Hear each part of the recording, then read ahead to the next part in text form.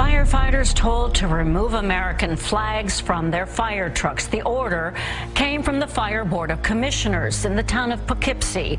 The decision has a lot of people upset. Angry, a resident stands in front of the fire department that had to take these American flags off of trucks. And we're going to wave the flag. So if they won't hang it on the trucks, if the commissioners won't do it, then we're going to stand out here and we're going to do it.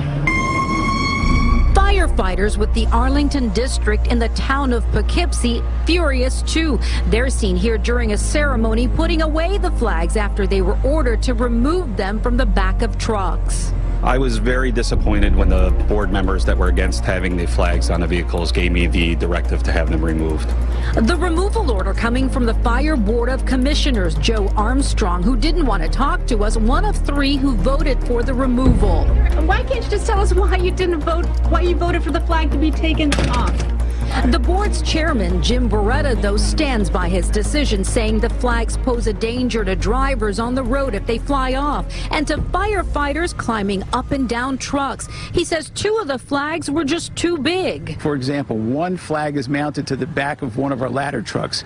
It's near a rail. The firefighters are going up and down, very rapidly. They're in emergency situations. They're wearing bunker gear. I'm on a rig. I drive all the time. I've never noticed to be a hazard to me.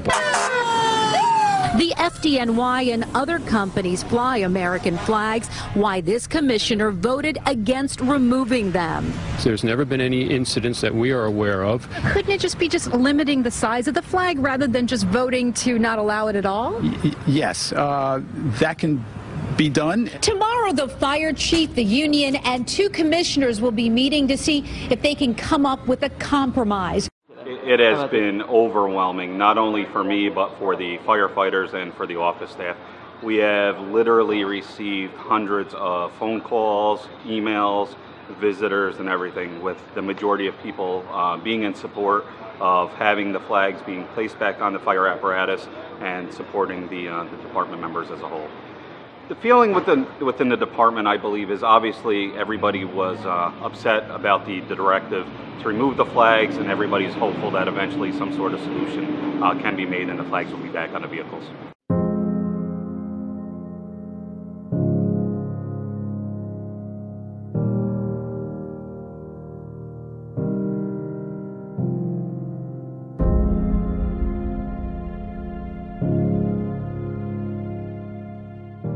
Spokesman for the Pentagon stated that the Syrian Air Force dropped bombs in an area where U.S. Special Forces were operating at the time.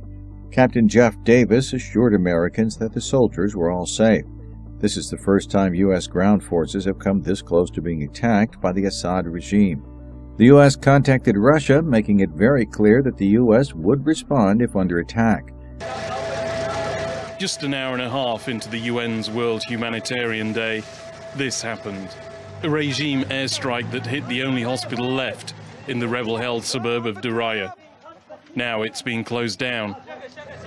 Doctors say the attack at 1:30 in the morning used napalm. It's a substance that can stick to the skin and cause severe burns, which could constitute a war crime. This is not the first time the hospital has been struck. It has been struck before with rockets, missiles, and barrel bombs. We want to send a message to the UN and the Security Council. This is a hospital serving civilians. It's being targeted with illegal weapons, and everyone remains silent. Daraya is one of 18 areas under siege in Syria, and it's just 8 kilometers from the center of Damascus. Earlier this year, aid was delivered there for the first time in 4 years. There was no food, only medical supplies. Only around 10% of Daraya's original population still lived there. Many left to escape the war. But for those who remain, the situation has just got worse.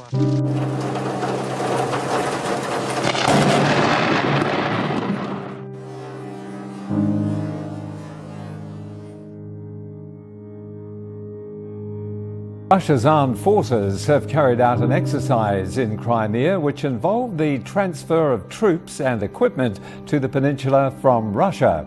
The Russian Defense Ministry said the exercise involved vessels of the Black Sea Fleet, including a large landing ship, a diesel-electric submarine, mine-sweeping ships and missile cruisers, as well as trains and river vessels. The troops participating in the drill also rehearsed intercepting groups of saboteurs and repelling a submarine attack. Vladimir Putin flew into annexed Crimea on Friday, a day after staging war games there. Russia's president said he hoped Ukraine would see common sense when it came to resolving a diplomatic crisis over the peninsula. 2 years after Russian troops seized the peninsula, it is again the focus of international tension. The Russian president accused Kiev last week of sending saboteurs who clashed with Russian troops. Kiev has also fought a 2-year war against pro-Russian separatists in 2 eastern provinces. It denies the border incident ever took place and calls it a fabrication that could be used as a pretext for a new Russian invasion. Now, China and Russia could have reason to be concerned as the U.S. bolsters missile defense systems in Europe and Asia along the two countries' borders. This summer, the U.S. has made several weapons moves in Europe and Asia that have Russia and China wondering if and how to respond. Let's go first to Eastern Europe, where in May, the U.S. activated an $800 million land-based missile defense station in Romania. In July, Poland purchased 2 Raytheon-made Patriot air and missile defense systems. And in August, Lockheed Martin won the $36 million bid to install missile defense equipment in Poland by 2018. The U.S. insists these stations are solely to protect NATO countries against the Middle East, specifically Iran, who continues to deploy and develop ballistic missiles. But Russia has its doubts as it watches former Soviet bloc countries near its borders build up massive defense systems. To Asia now, where Japan and South Korea are making big purchases from the U.S. South Korea has reiterated its intention to install the Terminal High Altitude Area Defense, or THAAD, a U.S. missile interceptor station. Japan's considering getting one as well. With the U.S. growing its missile defense network overseas, neighboring Russia and China could find themselves with similar national security concerns. What the U.S. sees as defense, Russia and China could see as containment. And the very presence of the highest tech defense systems could lead to additional escalation if either Russia or China decide to respond. Japan and the U.S. plan to further strengthen their security ties through a deal that will allow more exchanges of military supplies and equipment. All this while in the East Sea yesterday, the Chinese Navy held a combat drill involving guided missile ships, which it says was part of routine training with no particular target. Japanese self-defense forces will be allowed to provide more military supplies to American forces as soon as the end of this year. The Japanese Nihon Keizai Shimbun reported on Friday that the Japanese government will amend its Acquisition and Cross-Servicing Agreement, or ACSA, with the United States under new national security laws that took effect in March. The changes mean Japan will be able to supply fuel, ammunition, and other material to U.S. forces, not only during joint exercises or when Japan is under direct attack, but also when such attacks are expected and during U.S. military operations. The Japanese Foreign Affairs Minister Fumio Kishida and the U.S. Ambassador to Japan, Caroline Kennedy, will sign the revised draft of the ACSA by early next month. The draft will then be submitted to the Diet. Tokyo also plans to revise its ACSA with Australia. While the U.S. and Japan move to strengthen security ties, the Chinese Navy held a combat drill on Thursday in the East Sea. The exercise involved 2 naval task forces, one on its way back from RIMPAC, a multinational exercise in Hawaii, and the other from China's Donghai Fleet. According to the Chinese military's official newspaper, the fleets engaged in a fierce mock battle, firing live missiles and cannons. South Korea has conducted its largest ever live-fire exercises to mark today's anniversary of its artillery clash between the DPRK and itself. Seoul says the aim of Thursday's exercise is to demonstrate its determination to counter Pyongyang's military provocation. The DPRK denounced the move and called it a rash provocation. Pyongyang also slammed Seoul for heightening tensions on the Korean peninsula and attempting to create what it says as a warlike atmosphere.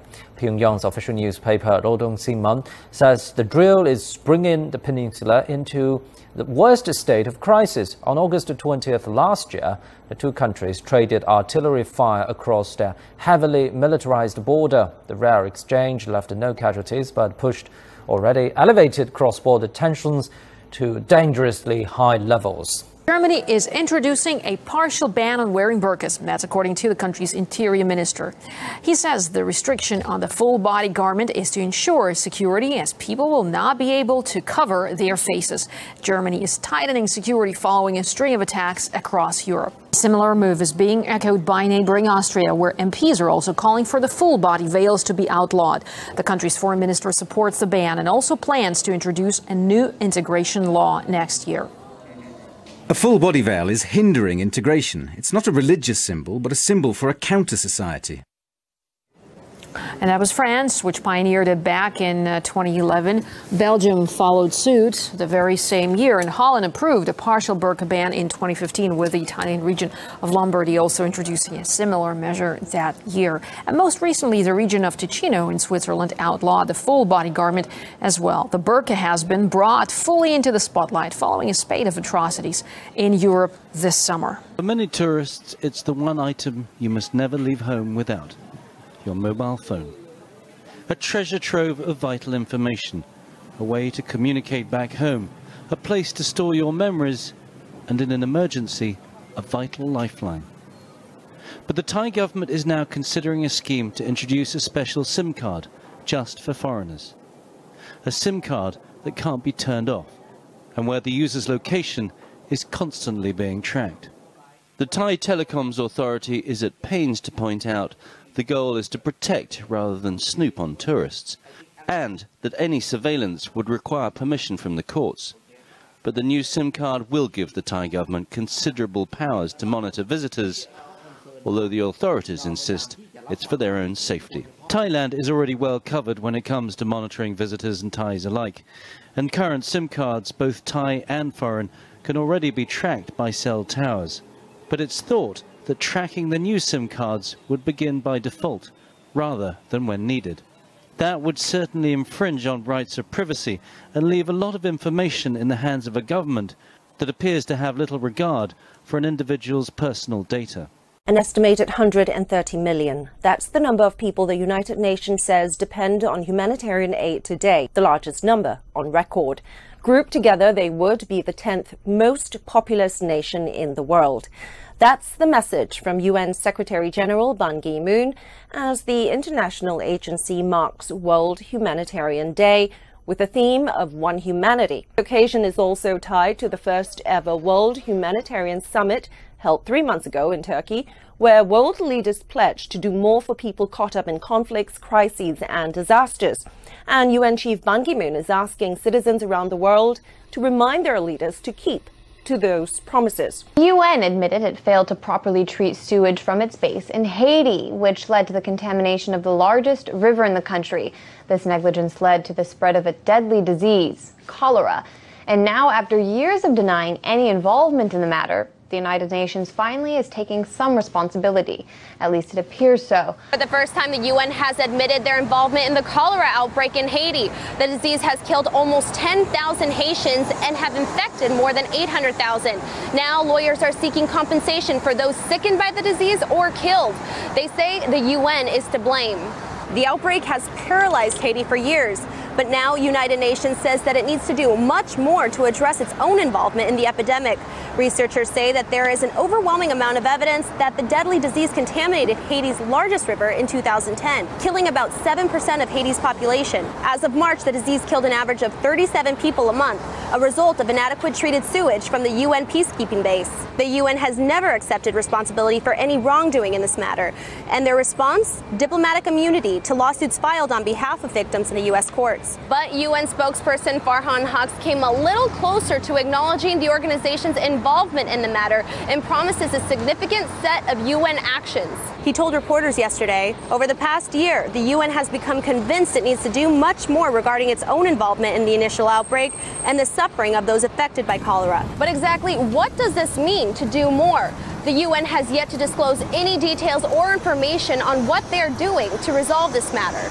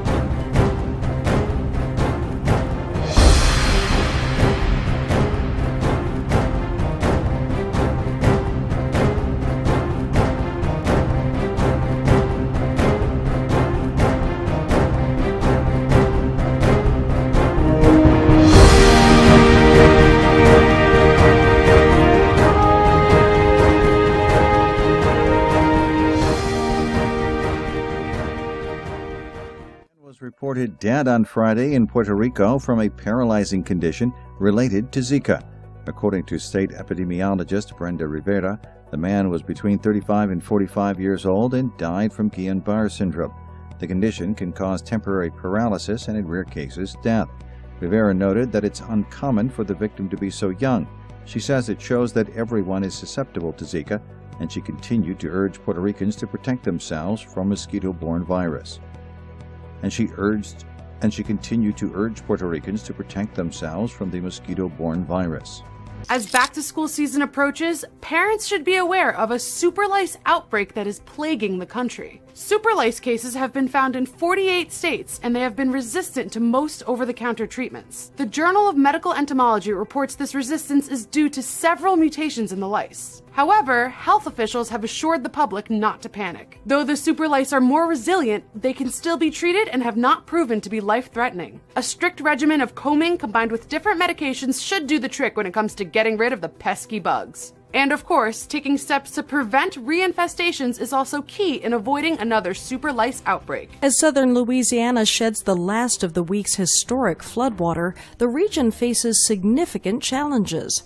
This includes how to handle resulting disease, how to pay for the damage, and how to prevent it all from happening again. 40,000 homes were affected and at least 13 people killed.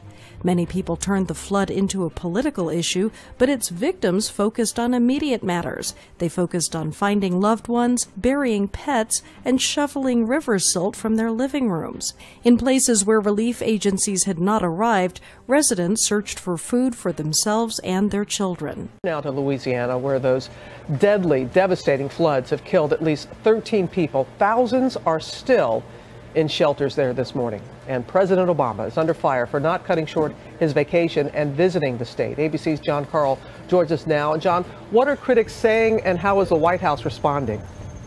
Robin, the president's facing some tough criticism from those in Louisiana who don't like the images of him playing golf in Martha's Vineyard while their state deals with the devastating impact, deadly impact of those floods.